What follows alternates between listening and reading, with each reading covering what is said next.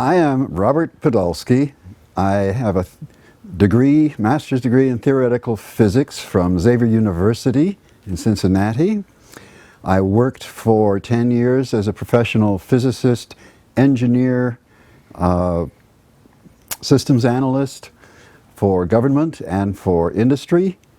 Companies like Avco, GE, Bendix, and also Air Force Avionics Lab and the Coast Guard Electronics Division.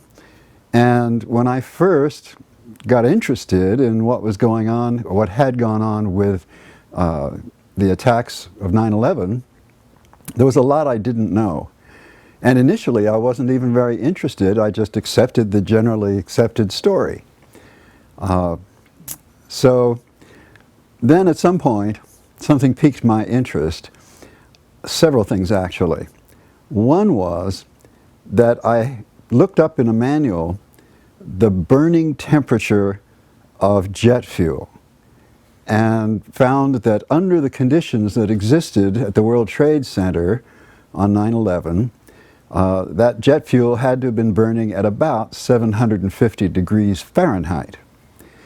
I also noticed that the official explanation of what happened there was that the heat from the fire supposedly softened the steel and melted portions of it perhaps, and thereby brought the buildings down.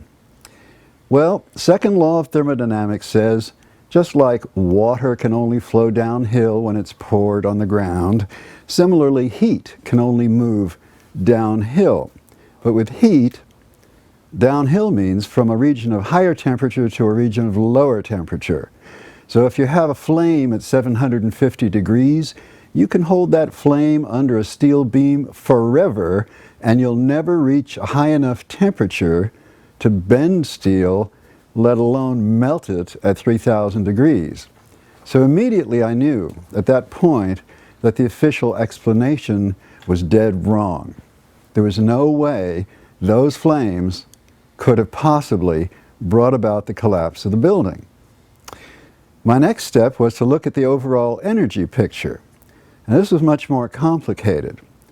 What I did was I had a basic description of the structure of the building and a basic description of the aircraft and the fuel. So I calculated roughly, I didn't make an accurate calculation, but I did make a conservative calculation. I calculated how much energy would it take to destroy these buildings the way they were destroyed, leaving the pieces of the size that were left and making the concrete into dust. How much energy would that take? So I calculated that. Then I calculated how much energy existed in the system to do that destruction. Well, the kinetic energy of the plane, the chemical energy of the fuel, the potential energy of the building itself. I added those together, and what I got was a figure approximately 1% of what it would have taken to do the destruction that had been done. There wasn't nearly enough energy in the system to bring about that destruction. That energy calculation of the total energy basically told me, since energy is not created or destroyed, but only converted from one form to another, that the official description violated the first law of thermodynamics. And the heat flowing uphill from a 750 degree flame to a 3,000 degree puddle of molten steel violated the second law of thermodynamics.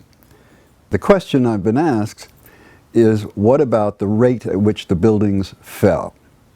All three of the World Trade Center buildings fell way faster than they would have had there been any resistance from the buildings.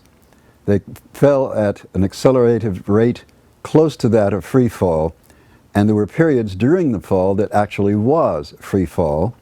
So somehow the lower parts of each building got out of the way of the upper parts falling and provided no resistance.